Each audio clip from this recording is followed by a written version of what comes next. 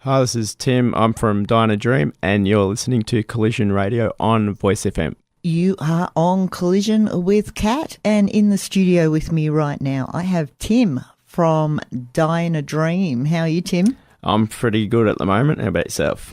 I'm good, yeah. Fabulous.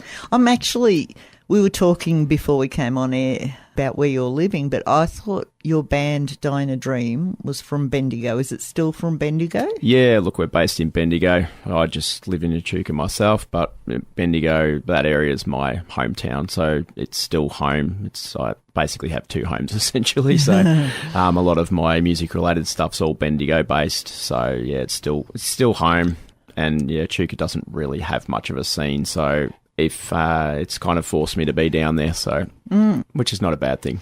Well, before we do get into talking about your debut album, which is pretty awesome and that, I will ask you, because the Music Man Megastore's just closed down, yeah. So how is the Bendigo scene surviving? Oh, look, it's taken a big hit, especially for heavier or alternative bands and things like that.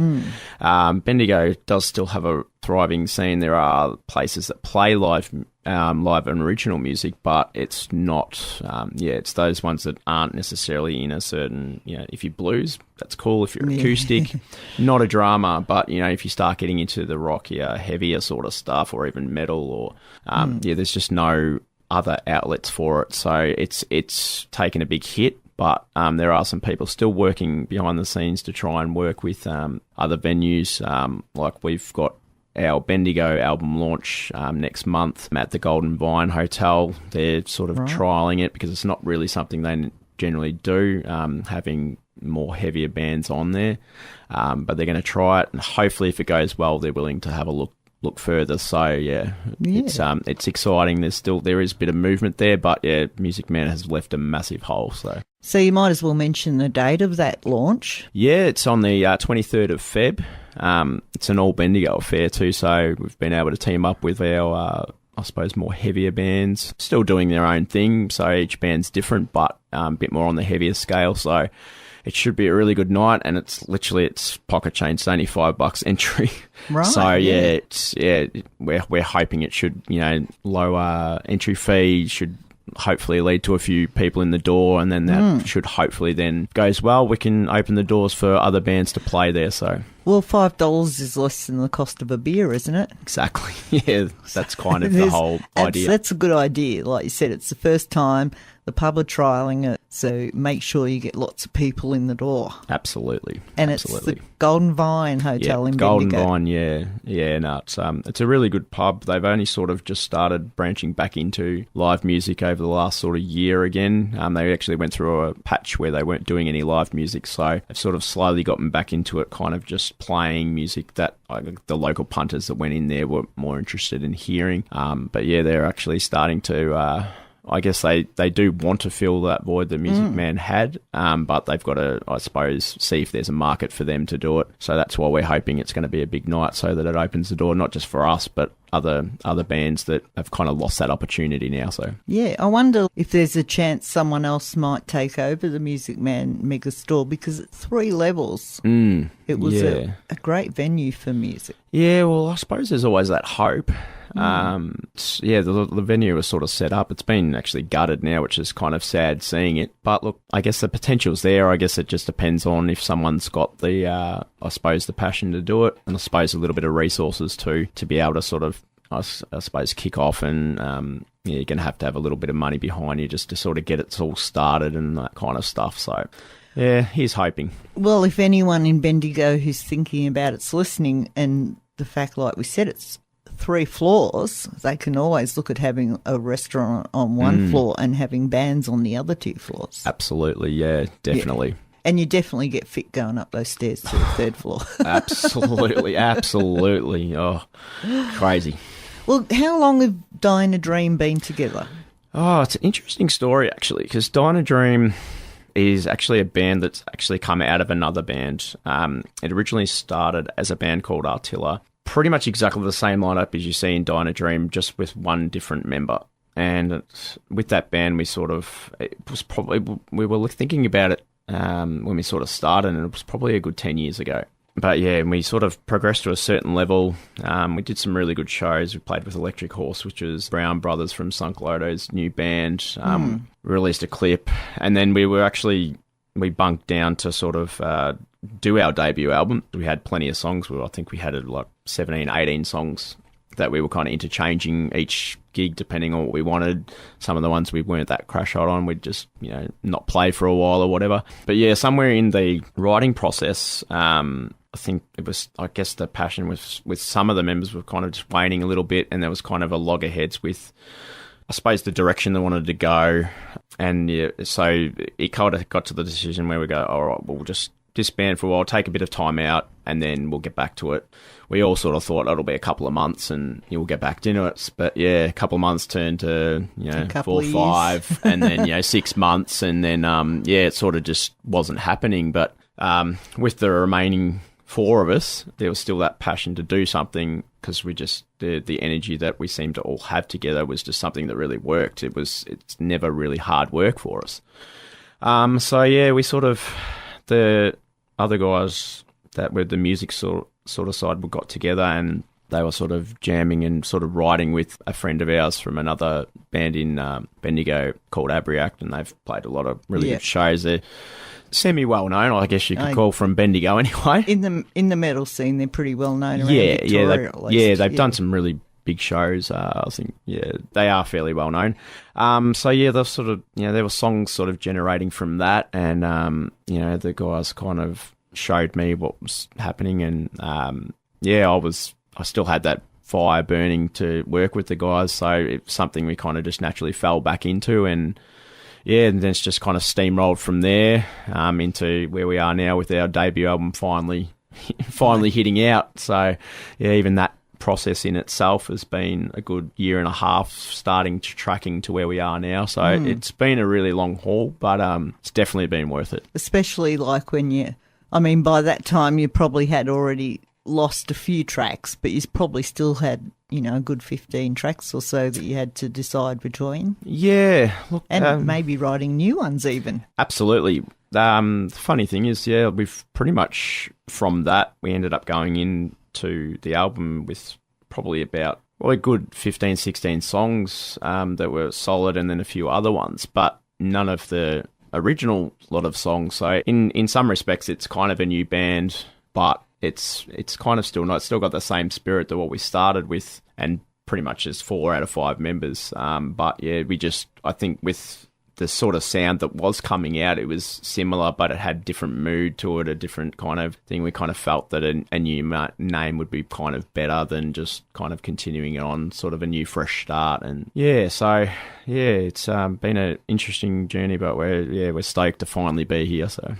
And a new name, Die in a Dream. Who came up with that? Or where did you come up with that? Yeah, one of the guitarists, Kane, he had a few names sort of just from different parts of life or whatever, just sort of bouncing around, and that's one that's kind of stuck with him for a while. And when we were putting forward name ideas and stuff, he naturally brought that to the table, and that was the one that which kind of resonated with us all, because there's so much interpretation, so many different ways you could take it. And we liked that kind of thing. We really like to be able to take people on a journey, and their own journey. It doesn't necessarily mean, where we've got what we have started with, but we enjoy that people get their own interpretations of things. So that name kind of lent a lot to that, which I think was the biggest intriguing factor from using that. We just kind of jumped on it, and it's stuck. And well, it is like one of the hardest things these days is getting a band name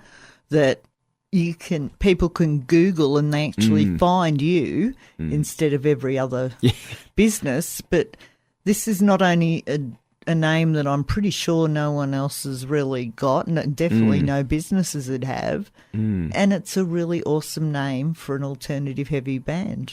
Yeah, as I said, it is really hard, and we sort of thought for ages, but that was, it had that originality factor to it, and just, So and then you shorten it to Diad.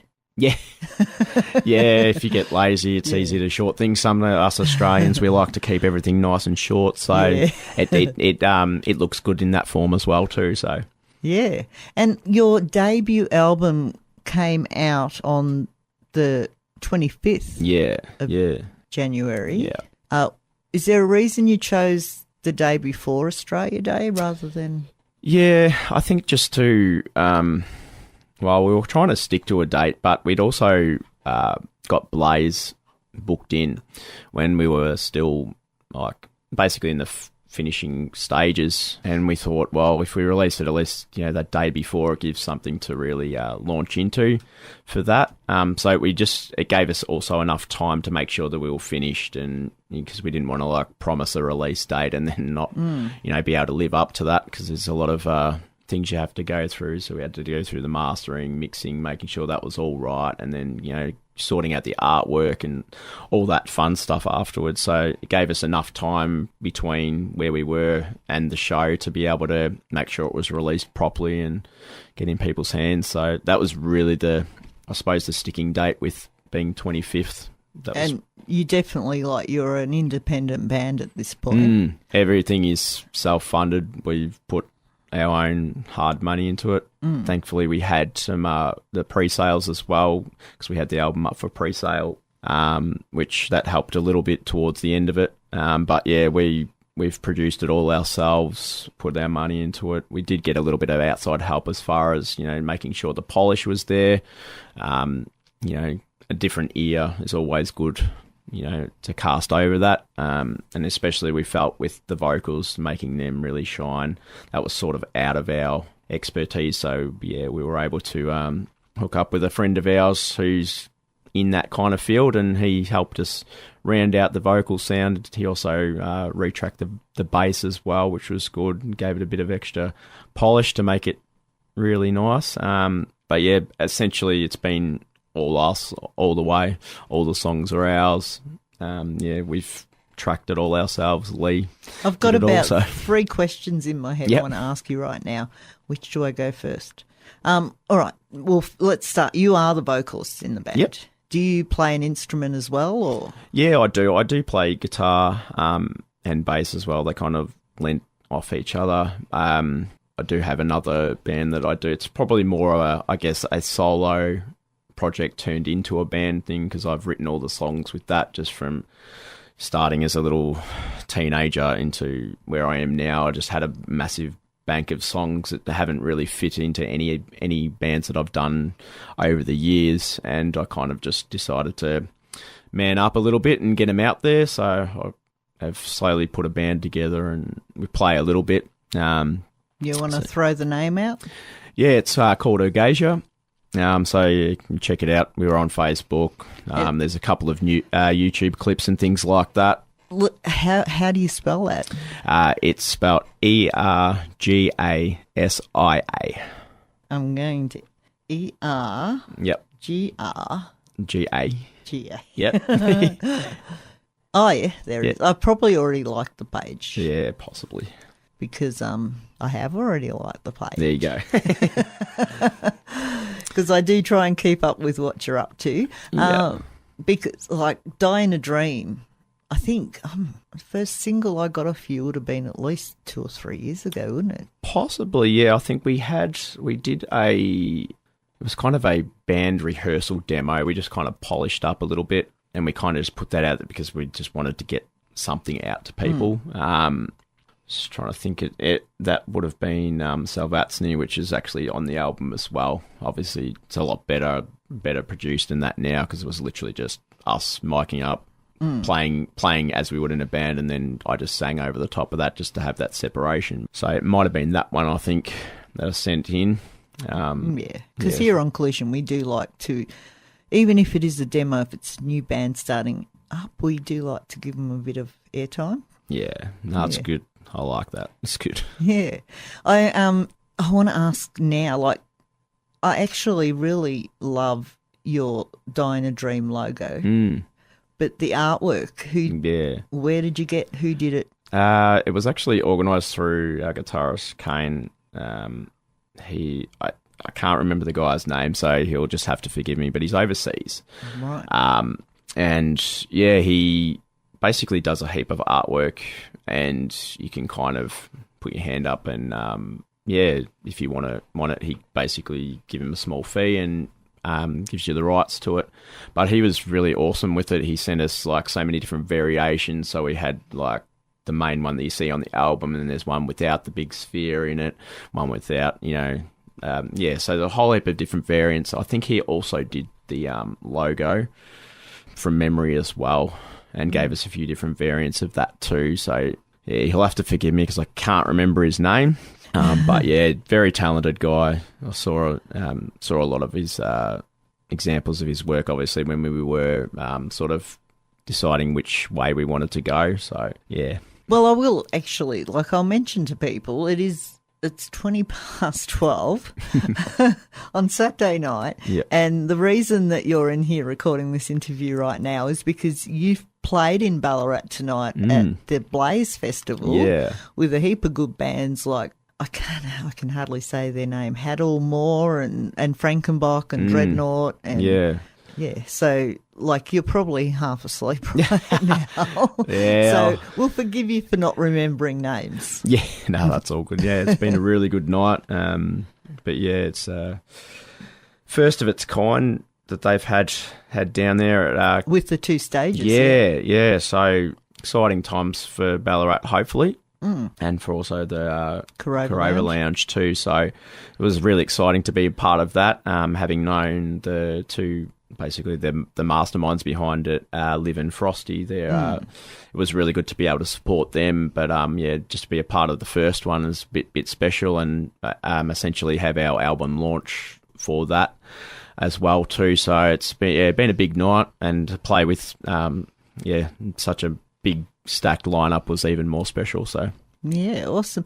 Well, what we might do is we might actually have a listen to we'll listen to the latest single off the album, which I have been playing, which is Colours. Yeah, we did the video clip for that one, which was really cool. It came up really well. Shot with a guy called Tony Moon in Bendigo. He's from Bendigo too, so had a really Bendigo flavour. You can sort of, at the start, we had picked a place that was identifiably Bendigo, so if you're from that area, you would know it well. So it was really good. So that's come up really well. We were really stoked with the final product on that one. I will share the video on the Collision page at a reasonable hour when people will notice it. Being Australia Day after midnight, it's not actually Australia Day anymore, but I'm sure there's a lot of people who are quite under the weather right now. Absolutely. But we will. I will, before we do that, I'm going to tell people if they want to find out more about you, they can go to facebook.com/Die in a Dream Band. And the album is on Bandcamp. It's dieinaDream.bandcamp.com. We are going to come back with more of Tim after we listen to their latest single, Colours, here on Collision. Hi, this is Tim. I'm from Die in a Dream, and you're listening to Collision Radio on Voice FM. And you are back on Collision with Kat and Tim from Die in a Dream, and what we just heard was their latest single off their debut album. The single is called Colours. The debut album is self-titled Die in a Dream. So then, oh God, how do I ask this? I want to know, what inspires you to write and where you got that sort of sense of music. Have you always been into heavy music and stuff, or?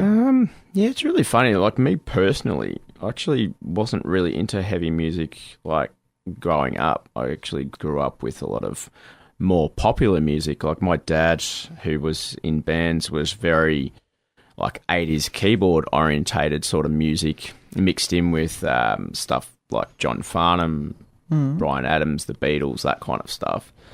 And my mum, sort of similar stuff, but also listened to female sort of pop artists and things like that. So that's sort of more my growing up. But it was sort of when that 90s sort of grunge alternative stuff sort of hit, I was, I guess, at the right age where I was starting to explore my own sort of sound and what I wanted to do.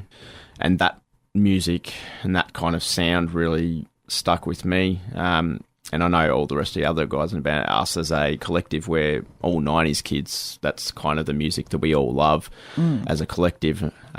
So we kind of stem from that kind of ideology of just, playing from the heart, being raw and being that. But I suppose that's where I started finding heavy music through that sort of stuff, knowing that those bands were inspired by Led Zeppelin, Black Sabbath, Deep Purple.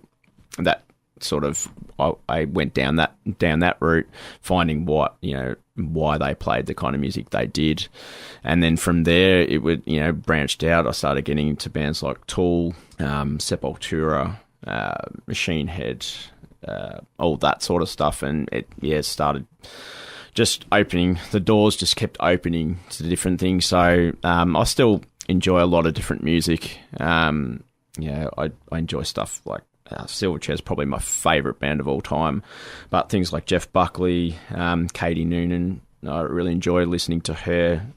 Even weirdly enough, I've got a couple of Harry Connick Jr.'s jazz albums that he did, not so much the stuff where he was doing Sinatra and stuff, but he did this really New Orleans jazz type stuff, so I've got stuff like that as well.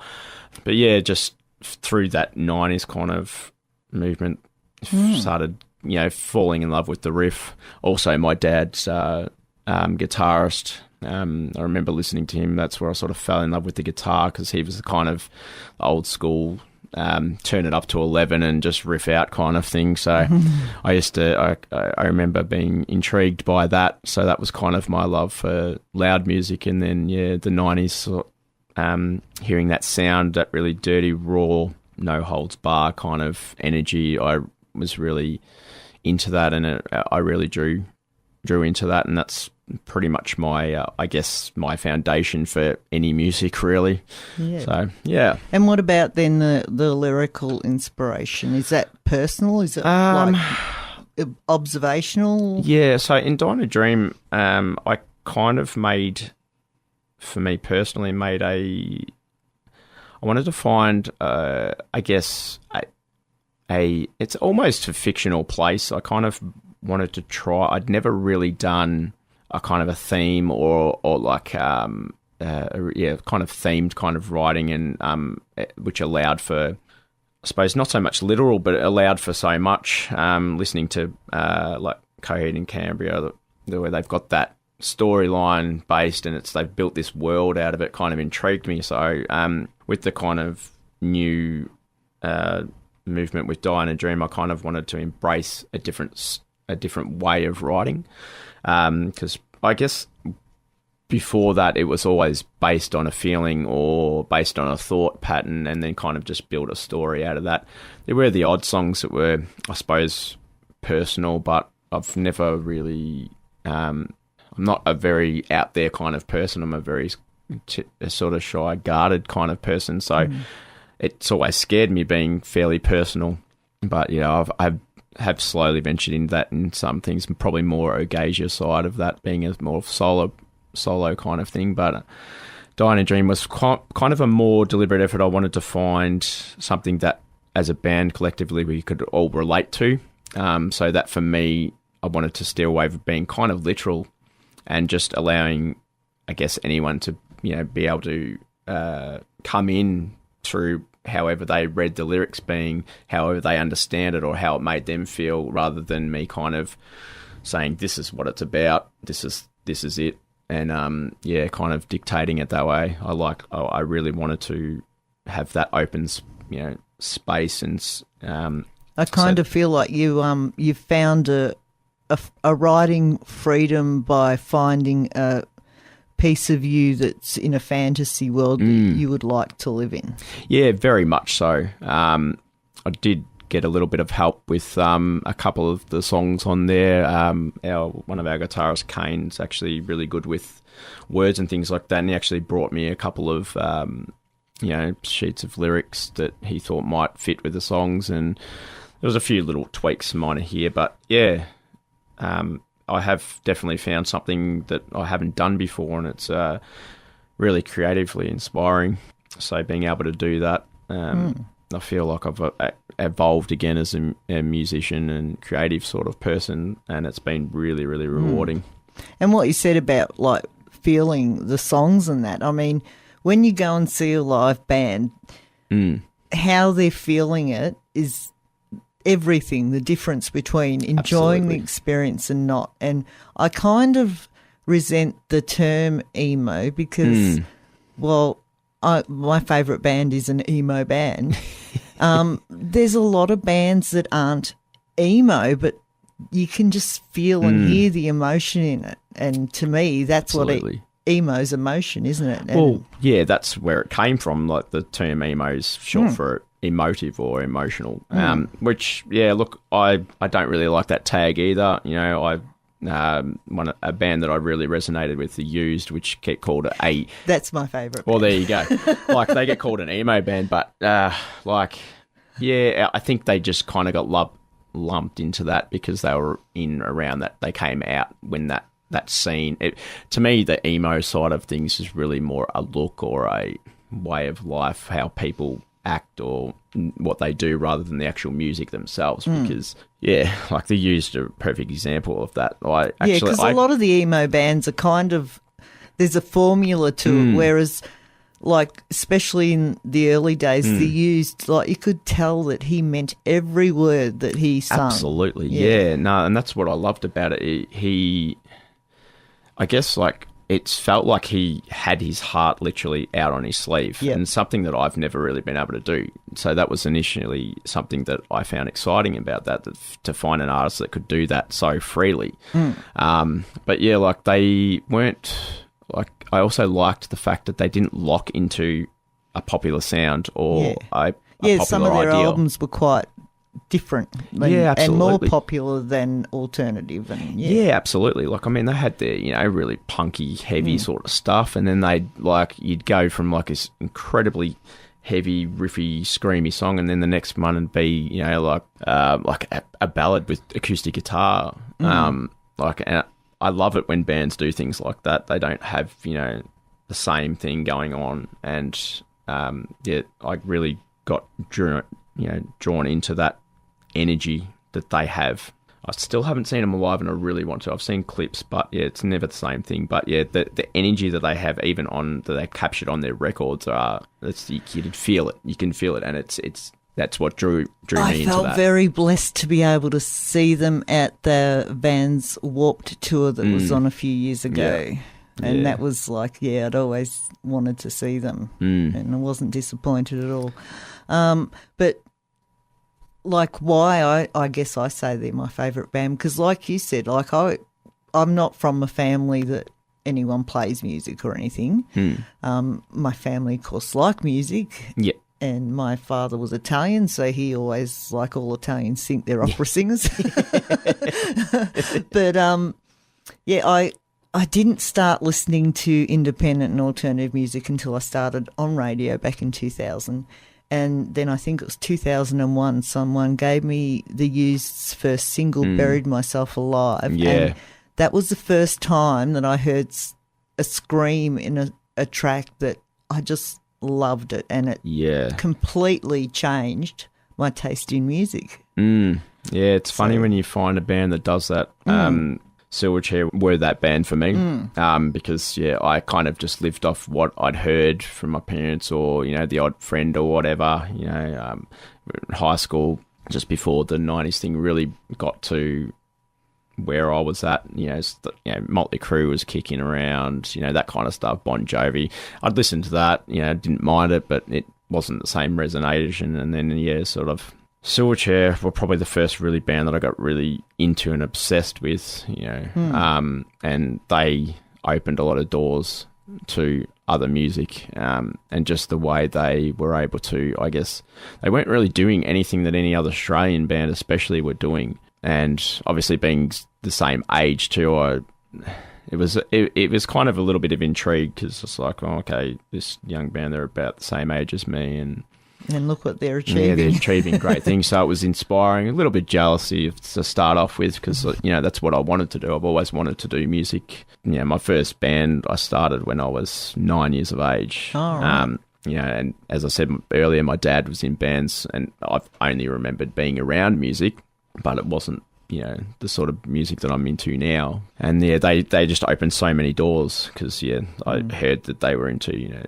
the Black Sabbath, Led Zeppelin, so I started looking at that. And I also, along with Silverchair, there was Nirvana was big at the time, Smashing Pumpkins, Alice in Chains, and all the those 90s bands were brilliant. Yeah, as I said, like that's my foundation for music. I absolutely it's kind of the benchmark. So I look at music as it got the same passion, as it got is it's got the same energy, or is it is it got something that a feeling that I can relate to, or just but there's just something about that. I think it was just the breaking free of the overproduced, the over so much imagery and all that. I think that resonated with me at the time too, because I felt very I don't know, like just I didn't really understand myself at the time.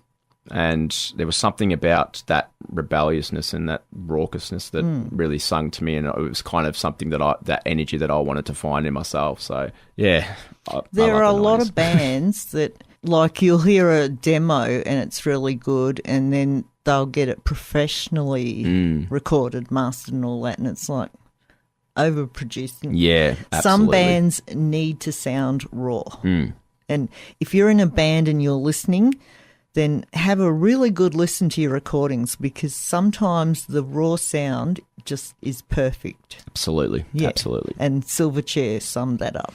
Yeah, absolutely. But yeah, look, when we were recording the album, it's, we wanted something that sounded good and would be able to be played, and hold up to today's record standards. But we still, the guitars are literally, we've got the two guitars, we're literally one mic per guitar. Even people these days will do the two guitar tracks, and then they'll overdub that. We've even got literally just one mic on each thing and left to right, which is a very old school kind of thing. So what you're hearing is fairly organic. Like it's polished up. It's we wanted to make a great record, what we think what we could achieve, and we want it to sound equal to what other people are doing, but we still wanted to capture that organic sound. So what you hear on the record is still, if you go and see us at a show, you're still going to be able to hear.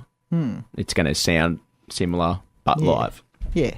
And you might screw up a couple of times. Oh, absolutely. I screw up all the time. Do you ever forget the lyrics? Absolutely. Absolutely. You just ask my partner and she will be laughing at me all the time. She doesn't come to too many shows now because obviously we've got the boys at home and that. But yeah, she'll be the first to tell you that, you forgot that lyric or you forgot that one. Yeah. So yeah, I do it all the time. The guys in the bands will probably, the band will tell you I'm exactly the same. I'm terrible with lyrics. I try my best, but it does happen. Like, thankfully not a lot, but it does happen. I'm only human. Like I'm not a computer. So well, I mean, that actually would have worked for you well in the past. As long as you kept going, no one would have known the difference.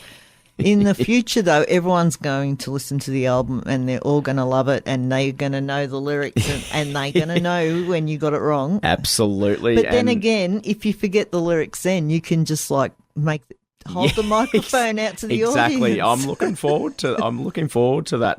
We had a moment back when we were in Artilla. We actually got quite a few people started recognising our tracks. We did do some recordings, but it wasn't nearly as polished as what we've got now. It was really just saying we recorded it ourselves, made it sound as good as we could, but it was pretty raw and organic. But I remember playing a show in Bendigo, and like the room was actually full, and people were actually singing back. It caught me off guard because you're so used to seeing that at shows that you go to, but it was a really surreal moment to have people singing your own lyrics back to you. Kind of like, I'm pretty sure the first time it started happening, I don't even think I sang like one chorus until I got to the end of the song because they just kept going. So yeah, I mean, I look forward to that. Make my job easier so that if I do forget, I can cover it up really well.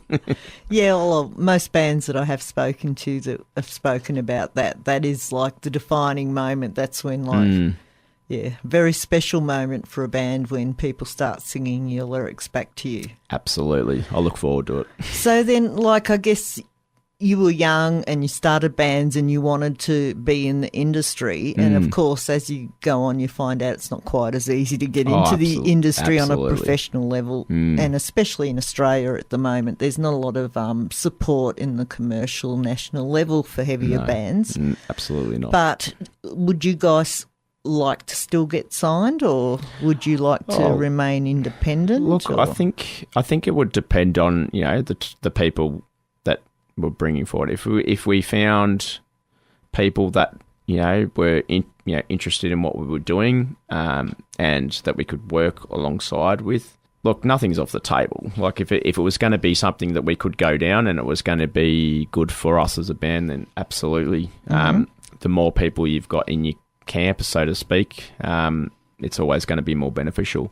I'm fairly wary of it. A previous band that I was in, we actually did get signed. It was great experience, but being, you know, I was sort of in early 20s when it sort of happened. Well, 19, I think, but yeah, sort of carried over into that early 20s. It was different than what you imagine. So it's something that I'm personally to go down that route, it would have to be, you know, the right people, and I would probably sit there and overanalyze it a lot before I actually put my... So you'd probably be happier with a smaller label?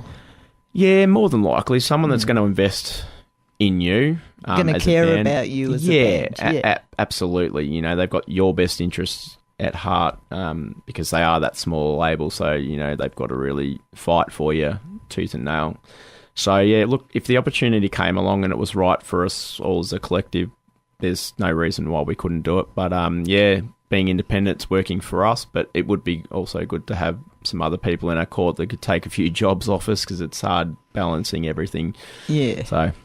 You don't have to get signed to start building up a team anyway. Absolutely. You just have to get people who you can trust who are passionate about your band. Yeah, and that's the key, finding those passionate people that, you know, want to work with you and, you know, actually have your best interests at heart, because, you know, there's a lot of selfish people in the industry, which is a sad thing, but it's a reality of it. So you do really have to be careful with who you, I guess, put your music and your passion into. Yeah, because I think, the music industry, for one thing, to be in a band, you have to have, you know, a certain amount of ego, especially absolutely to be, you know, up front or whatever. Not even, no, you have a lot of musicians who aren't up front have a lot of ego absolutely too. And a lot of people behind the scenes in the industry are actually frustrated musicians. They wish they could be on the stage. Absolutely. So everyone's got a lot of ego and there's a lot of that. You've got to understand that there's going to be a lot of selfishness involved in it. Absolutely, yeah. There is an element of playing the game, so to speak. That's something that we spoke about as a band, because we don't really like to go out there and sell ourselves. Like we're not those kind of people. But we sort of, when we were gearing up with, you know, getting the album and stuff, and it's like, especially if we were going to do it on our own, which we, you know, made a sort of decision, rather than trying to chase that dream of someone looking after, we just thought, well, we're ready to go. We'll just do as much of it as we can and, you know, really dig in.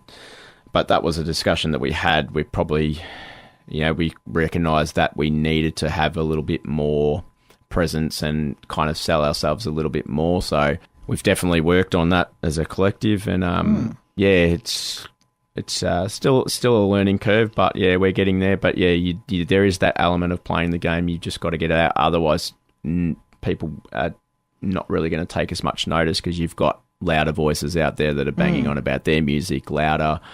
And then getting, you know, their friends who are a bit louder to yell. So you've kind of got to have that little bit in there. So it's something that we've taken on board to do as well. So yeah, get out there and sell your asses off, because your music's worth hearing. You want more people to hear it. Absolutely. We will actually we'll have a listen to another track, and I'll let you pick this one. Yeah, I reckon we'll go with 10,000 Sands. We just put together a lyric video for this one too. It's just been sort of up there for about a week. So, yeah, have a listen to this one. And, yeah, if people do actually go to dianadream.bandcamp.com. The album is available on digital version for $10, or you can get a compact, or get the hard copy for $15. And if you get the hard copy, you also get the digital download, or yeah, you get that as well. Yeah, absolutely. But also in the track listing, where you can of course listen to the songs, Colours and 10,000 both have a link to the video right next to the songs on Bandcamp. But don't forget to go to facebook.com/DieInADreamBand and throw them a like, because you really want to keep an eye on what these guys are doing. And right now, on Collision, Tim from Die in a Dream is with us, and we are going to listen to a track off their debut album, 10,000 Sands Will Be Back. Hi, this is Tim. I'm from Die in a Dream, and you're listening to Collision Radio on Voice FM. Thank you, Tim. And that was one of the tracks off your album, 10,000 Sands. As you said, you've put a lyric video out for that one. You've got a video out for Colours. What's your YouTube channel? It's just Die in a Dream Band, I think, at YouTube. Right. From memory, yeah. Awesome. People should go and subscribe to that and check out your videos. Absolutely. Is there, I can't access videos on this computer at the station at the moment. Colours, is that a proper video or a lyric one? It's an actual proper we actually did mention video that before, clip. didn't we? It's good. It's late. Yeah, it is. But we shot that one in Bendigo. We got it's one of those things where things kind of align, and it's like perfect timing for it. We just kind of were looking for a location, and it so happened this old church, they were actually in the middle of, they were clearing it out for doing renovations, and they've got this big elaborate restaurant or something they're going to build in there. But we happened to we were able to rent it out for the day in that sort of middle period where they were still clearing stuff out and that. So it was just one of those timing things where it was just the right time. So it was. So you've not only made a cool video for your track, but you've captured a moment in history too. Absolutely, yeah. That's what I mean. It's really special that we were able to do that. Just like one of those things. I think the planets aligned or whatever, however you want to look at it. But it's makes the clip a lot more special that way. So absolutely. Yeah. So then I wanted to ask: is there another track on the album that you're planning to make a video for? Oh, we have talked about it. We're sort of still in a bit two minds, because I think it's more going to come down to if we've got the funding to do it, because they're not exactly cheap things to do. No. We did get a really good deal doing the Colours one, but it's still not a cheap thing, especially when you're funding everything yourself. So it's something that we would like to do, but it'll come down to if we've got some funds at the right time, because obviously there's really only a window of it, because you wouldn't want to release a video clip after the album's been out for 2 years or whatever. It's kind of old news then. So, and we will hopefully be in a new album cycle, whether we're recording or whatnot by that stage. So it'll come down to if we've got the funds at the right time. Well, you did mention that Die in a Dream have an album launch in Bendigo at the Golden Vine on the 24th of 23rd. 23rd. That's pretty good. I'll give that. That's good. Yeah, because it was like an hour ago that exactly. We discussed that. Yeah, exactly. And I usually forget everything. So,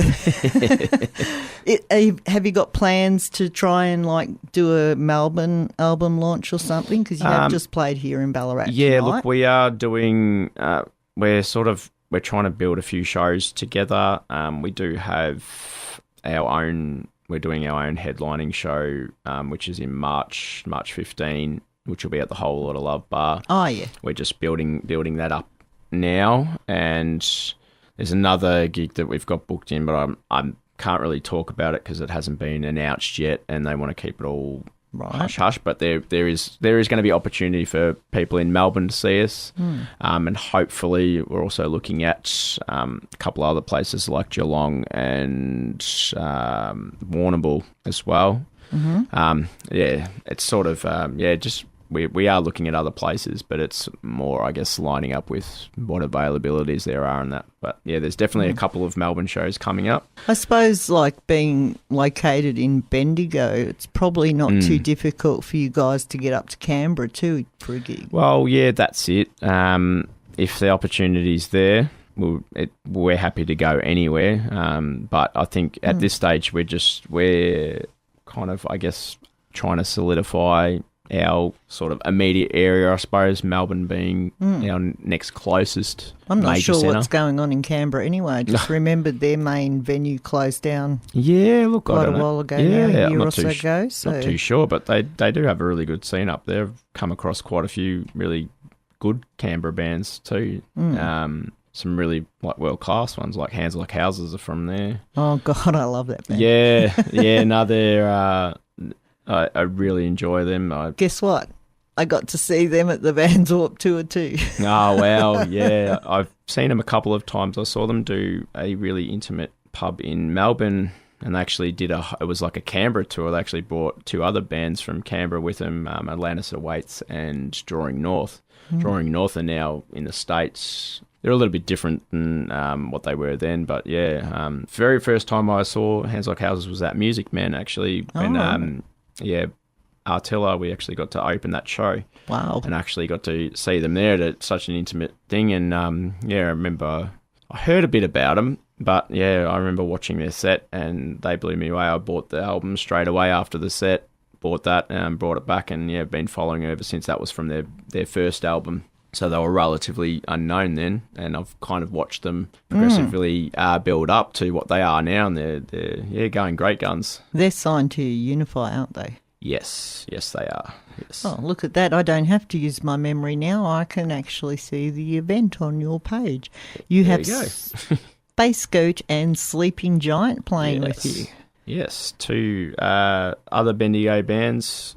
So they're kind of, I guess, similar genre, but they've got their own thing going on.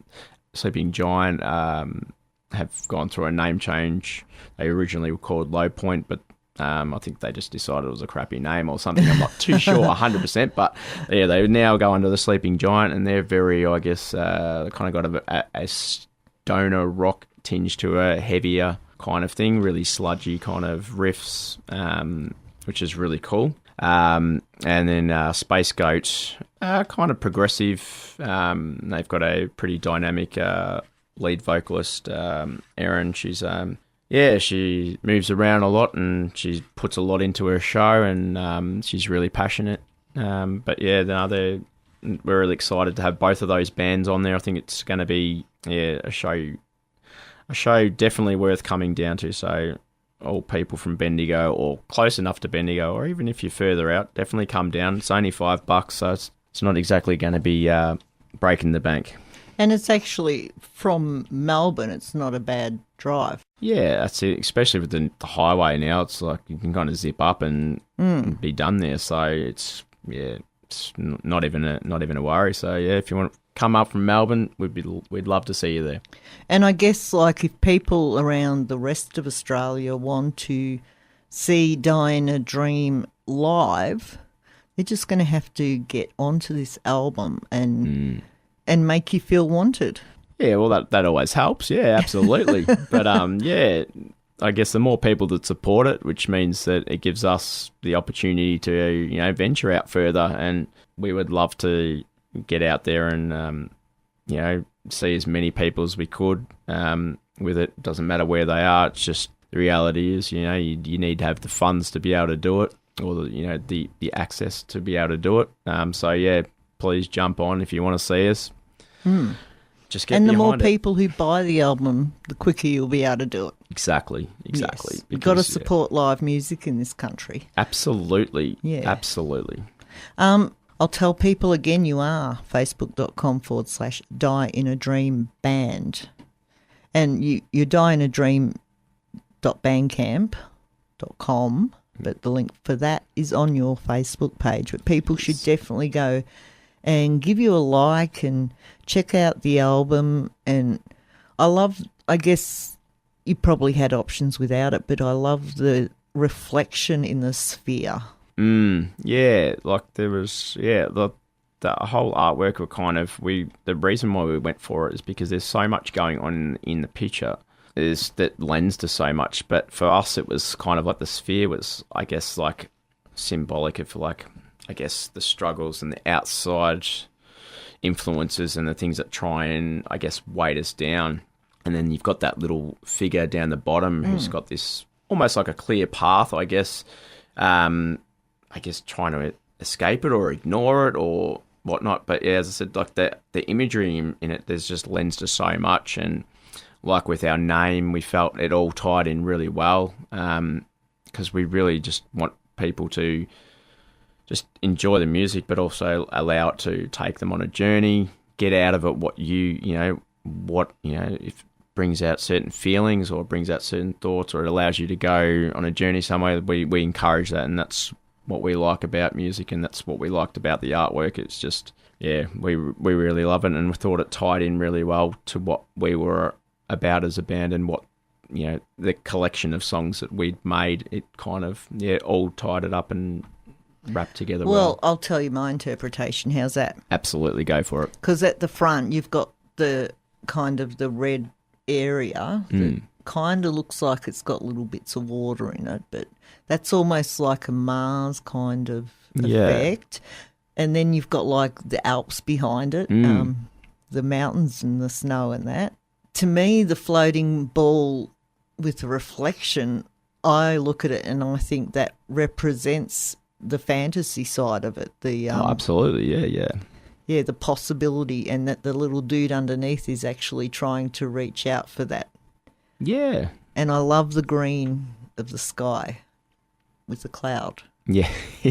Well, that's what I'm talking about. Like it lends it to so much. There's so much openness, and it will invoke different things in different people, and that's purely what we were hoping that it would achieve. Because it's not it doesn't have a literal meaning behind it, but it could stand for many things. So like I think that's what we loved about it. And like we haven't really got a completely clear, definite this is what it's about, but there was different elements there that kind of tied into, I guess, there were lyrical paths in some of the so some of the songs that everything kind of just seemed to make sense with that picture and that imagery. So as a package, it all works well together, and we're really happy with that whole thing, how it's gone. So it could be that the sphere is a dream, and it's going to fall on the little dude underneath, so that he's going to die in a dream. Exactly. See, the possibilities are really endless, and that's the great thing about it. You could just sit there and you could probably have a whole show dedicated just to the artwork, which is brilliant. Well, you've got 11 tracks on the album. So, like we said, you did your first album launch tonight at the Blaze Festival at Crover. Do you play every track off the album? Well, we couldn't do it tonight. Last night, but just tonight at Blaze, unfortunately. We only had the half an hour. So we went for, I guess, we tried to stick to the songs that people were probably going to immediately recognise, plus a few extras. So Broken Pillars was in there, 10,000 Sands was in there, Colours was in there, because I guess it would have been a little bit, I suppose it would have been a bit, it's probably better playing those songs at least for a band that we're not very well known for, that people would at least recognise, hopefully. And then, just we were able to, I guess, showcase some of those other songs that we kind of felt were able to round the set out well. So we actually played the first and last track off the album tonight, because the first track we feel is like the best opening or starting, and the last track's definitely the longest one that we have, but the whole journey that takes, it was a natural ending song for us, so we played that last. So but it's only a 5.5 minute song though, so that's not too bad. In prog standards, it's probably a radio edit really, because prog songs get up to like 7, 8, 9. I interviewed Avantasia Yeah. on last night's show, which I'll say on last week's show. Yeah. And the first single off their album, which unfortunately they just released a second single today, Saturday. Oh, wow. Yeah. I thought, damn, you could have done that on Friday. Yeah. Because the first single and the album hasn't been released yet, so I can't play songs off the album until it's released. Yeah, unless absolutely. they release it as a single. And that one goes over 11 minutes. Yeah.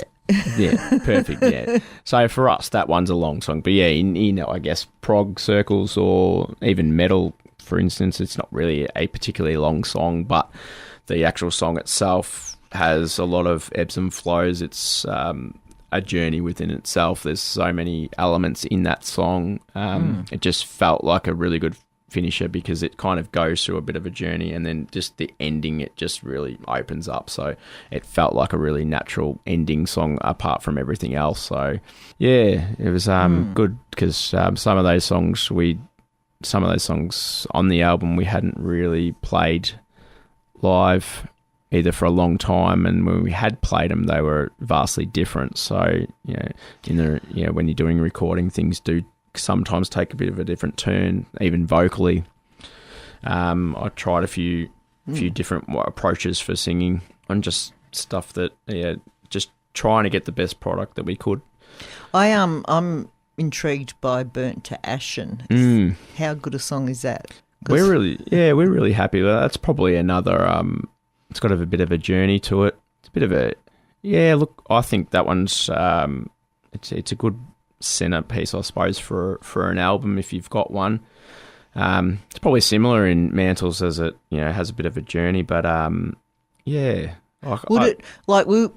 are going to end on Broken Pillars. Would Burnt to Ashen go well after that? It may do.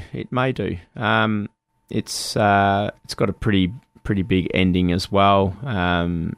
I might play it anyway. I might go for it. We'll play Broken Pillars and then we'll play Burnt to Ashen. Why not? And then you all can be the judge. Yeah, they'll have to just go and buy the album. Absolutely. On Bandcamp to listen to the rest of it. Yep, sounds like a plan. Or if they're in Bendigo, they can go and see you at the Golden Vine on the 23rd of February for your album launch, and still to be sorted out, you're going to be playing at Whole Lot of Love in March. Yep, that one is the 15th. I can talk about, but is that a Saturday or a Sunday? It is. It's going to say Friday now, aren't you? I think it was a Saturday. I can't remember. Getting lost in dates, but yeah, there is the one that I couldn't speak about is going to be. It's a Friday. Yep, there you go. But yeah, Why do all the good bands play on the night my show's on? Yeah, it was one of the dates that I could get. Yeah. That's pretty much what it came down to. But yeah, the other one that I can't talk about just yet because I have to wait until it's announced before we can say it. That one will be a little bit sooner than that, so you won't have to quite wait as long. Because I don't mind saying since the SB closed. I know they're open again, but it's not the same. I don't think it will. I think Whole Lot of Love is my favourite venue. Yeah, it's cool. It's a great time down there, and they're good people, and absolutely. Yeah, no, I've enjoyed my time there every other time, and it's a nice little compact. You feel like it's not a huge venue. Yeah, it doesn't take a lot to get in there for it to feel like a really big show. So yeah, that's. Obviously, and the benefit. I think they care about supporting bands too. Absolutely, yeah. No, like they are very supportive. They're really good with also the promotion side of it too. They like to really push the shows in there, whether it's a band that everybody knows about or someone like us that's really just starting to build something. So yeah, no, it's a great venue, and hopefully we can pull a decent crowd so that they'll have us back, and also that that it's a good night for them as well as us. Yeah. Well, it's 1:30 in the morning. You've done a gig tonight. You drove a long way down for it, and you've got a long drive home. That's cool. Is there something that we have talked a lot about the album and that I know, but is there something you want to say to people about it? Oh, look, just I guess I can just reiterate, it's been a great time. It's been a long process, but we're all really confident in what we've come up with. We're really ultra stoked with it, and we just hope that resonates with everyone else there. The positivity that's already been coming, it's only been out like a day, and the positivity that's coming back from it is that's kind of telling us at least we were somewhere on the right track, which is really pleasing, especially because we've put a lot of time and effort into it, time away from our families, which is hard, especially when, like there's myself, we had, a new birth. One of the guitarists, Kane, they had their first baby, same with their bass player. So there's been babies galore in there. And you didn't just have a new baby, you had a lot of time up in Melbourne in the hospital. Yeah, absolutely. So, when he was born. How is he doing? Look, he's doing really, really well. Good. He's... Look, we've still got a few things we still need to get over, but, for someone who's gone through 2 open heart surgeries and is barely a year old, that's to be expected. But with all that going on, look, he's doing amazing. I don't think I've met someone that can go through something like that at that age and just do it. Like I've never seen it before, and it's something that, whenever anything seems to be kind of overwhelming me in my life, whether it's work or things like that, I've got a very vivid example of what, why I don't really need to be stressing, because the world could be a lot more chaos. But yeah, look, he's doing absolutely brilliant. We've got one other surgery for his cleft to be repaired. Once that's done, then we should be just home and hose. But yeah, look, very blessed. Wish you the best of luck, and I'm glad to hear he's doing better. He's amazing kid.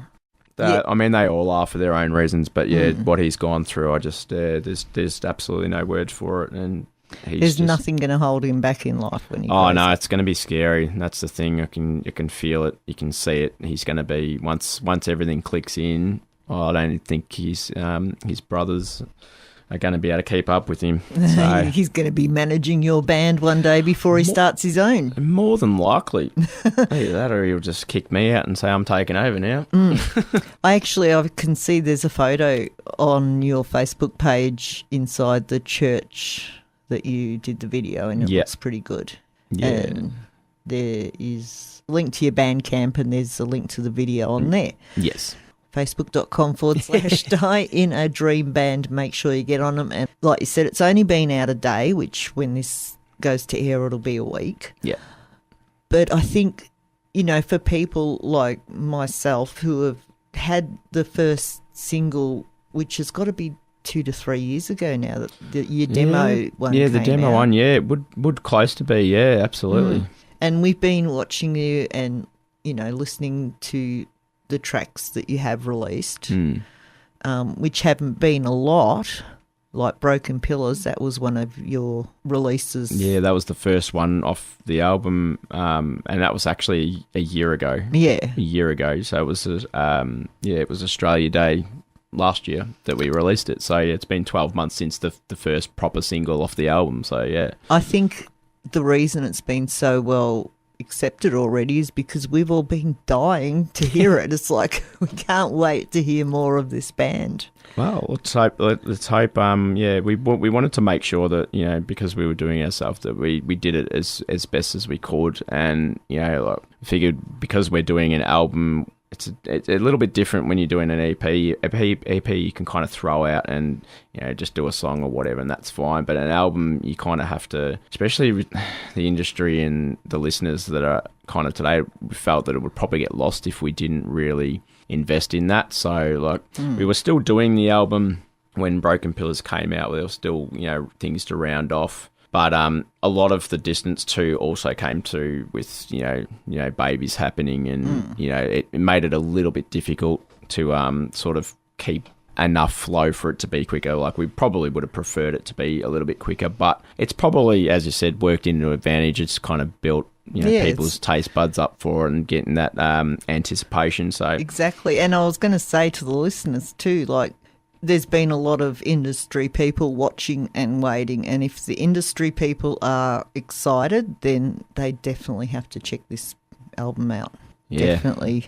I reckon get on it. And I don't reckon it's not just industry people; it's other bands and that. You've had everyone like on the edge of their seats just waiting for this album. Yeah, no, it's exciting to see people get passionate and excited about what you're doing. And it's I mean that's ultimately you're playing bands. Hopefully that people get into what you're doing.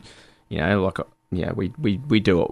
What we enjoy, and we ultimately are, I guess, catering to that creative part of us. But you'd be lying to yourself if you don't in a band and not hoping that other people are going to like it too. Yeah, and it's really pleasing to have people be excited about it and talking about it, and people saying, "Oh, hurry up and release it." It's like, yeah, it's coming, just so it's good to have that, and it's probably been, as you said, have that benefit of getting people, I guess, antsy for it, which has probably helped. Yeah, and as I mentioned earlier, it is $10 Australian on Bandcamp for the digital download, but you are quite welcome to pay more if you want to support the band and hear more of them or see them in your town.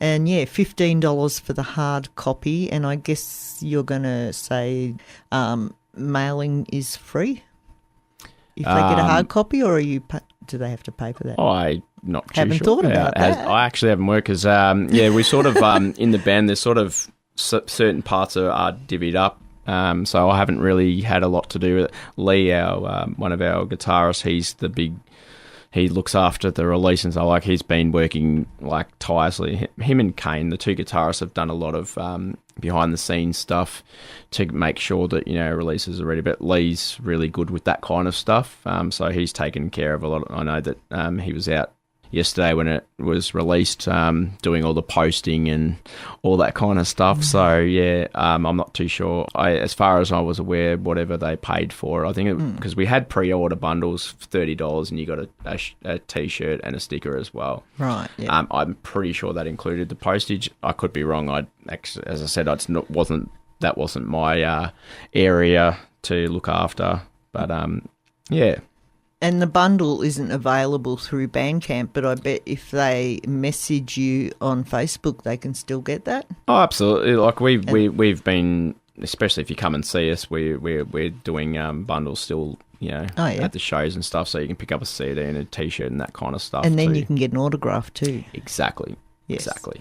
Well, I really want to thank you for coming in at this time of night after doing a show and that. It's been brilliant to talk to you, and I am really excited to actually get down and listen to this album because I didn't have time last night because I had a radio show to do. But I'm really, really excited to hear it, and I want to see you guys live. I might have to take that Friday night off and come down to a whole lot of love. Why not? But it has been great talking to you. I wish you the best of luck with this, and I do urge everybody to go out and grab the debut album from Die in a Dream, self-titled. The album's called Self-Titled. And do go to facebook.com/Die in a Dream Band and give them a like, and even hit see first so that you can really keep up with what these guys are up to, because they are one of the best bands to come out of Victoria in a while, I reckon. And if I say it, it must be true. I'll take it for sure. Thanks so much, Tim, for coming in. You're very welcome. Thank you. And you are on Collision, and we are going to now play a song from the album. This is Broken Pillars, and I'm gonna throw Burnt to Ashen in. After that, we'll be back